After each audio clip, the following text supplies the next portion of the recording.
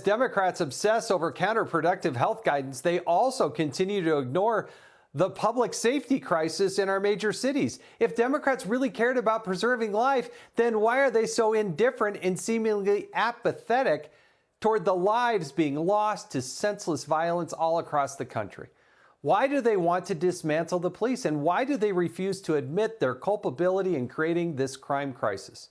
Here for a reaction, California gubernatorial candidate Larry Elder and Fox News contributor Joey Jones.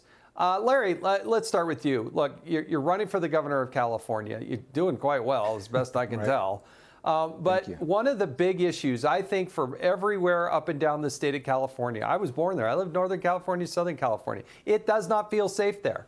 Right. How do you address that? And how are you going to be different than what the Democrats have offered for literally decades? Well, Jason, if I'm lucky enough to be elected governor of California, and if enough people go to electelder.com, that's going to happen. The number one job of government is to protect people and property, and it's not happening. Under this governor, during the COVID situation, 20,000 convicted felons have been released. What could possibly go wrong? Many of them are going to reoffend based upon the statistics. We've had this anti-police narrative that has caused defunding the police. As you know, former Senator Barbara Boxer just got mugged the other day in Oakland, and the Oakland PD happens to be black. The other day gave a press conference where he talked about millions of dollars being diverted from the Oakland PD. Out here in Los Angeles, the LAPD has lost $150 million because of the defund the police movement. It's absolutely insane. And the people who are hurt disproportionately are the very people that the left claims they care about, black and brown people. If I become governor, I'm going to make sure the number one responsibility to protect people and property is going to be enforced.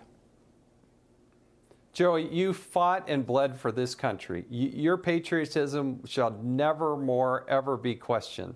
And yet, we just heard the Attorney General of Texas talking about how it's so much easier to be here illegally, to cross the border. You don't have to do things that Americans are asked. How does that make you feel? Right. Yeah, it's sickening. And what really bothers me, if I go to fly on a plane, I always quip that if you want to be treated like a terrorist, lose your legs fighting them, because then TSA will treat you like a terrorist. And you know what? That's okay. I don't make a stink with those officers. They're usually super nice about it. But that's the standard that I have to meet as someone who went to war for this country and unfortunately lost my legs. I have to meet a higher standard than the person to my left and right just to fly on a plane. And so I can live in a world where certain things are expected of the rule followers, but if you're not a rule follower, those things aren't expected from you. It's like when a cop pulls over the nicer car because he feels like that person will pay the ticket. It's that kind of thing. That's the world we're living in now. Democrats have purposefully made it easier for people to not follow the rules. And when you call them on it, they say, oh, well, those people are socioeconomically disadvantaged and it's not fair to expect them to do something like not commit murder or not commit larceny or not steal because they're coming from a bad place in life and we owe them something. Listen, I'm all about lifting everyone up, but you don't lift people up by telling them they're not going to be held responsible for their actions. Listen, I live in Georgia. The community of Buckhead is trying to become the city of Buckhead because they don't feel safe with Atlanta PD being the only way to protect themselves. That's a big problem, and it's not something that's just specific to Georgia. And so now we're further dividing ourselves, even in our urban areas, because people want to be safe, and if their city won't keep them safe, they're going to keep themselves safe. It's not the America we want. It's not the America anybody wants. Larry, we've been watching videos of people streaming out of their Walgreens or Target, stuff like that. They just brazenly go in, grab stuff, and go out. There's no consequence. And they know there's going to be no consequence. They don't even run anymore. They just open up the door of the vehicle and stroll away.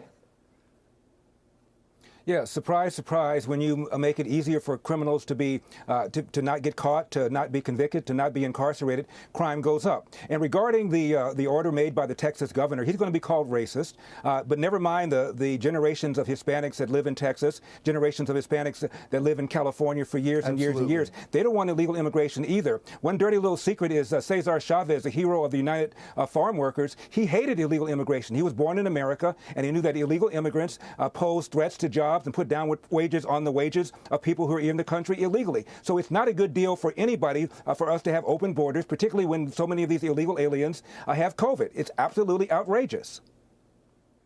No, I think people are losing faith in their government and the equal application of justice. Joey, I've got just a few seconds. What are your comments on that? Yeah, I come from a town that's 78% Hispanic inside the city limits. And let me tell you, people that live in that town came here, a lot of them illegally, and a lot of them are first generation or DACA.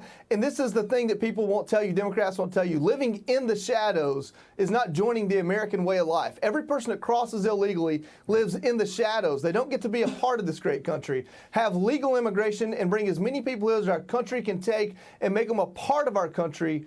Don't make them live in the shadows. And that's the game the Democrats are playing, and it's unfair to those people.